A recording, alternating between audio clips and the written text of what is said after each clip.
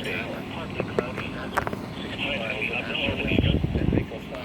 Winds 5 to 10 miles an hour indicated. Impact. Expect damage to trees and power lines. Locations impacted include Mount Olivet, Sardis, U.S. Route 62 at State Route 875, Blue Licks Battlefield, Abigail, Eureka, Alhambra, Stonewall, Mays Lick, Mitchell's Mill, Santa Fe, Peed, Lowell, Kentontown, Piqua, U.S. Route 62 at State Route 616, Hicksville and U.S. Route 62 at State Route 19.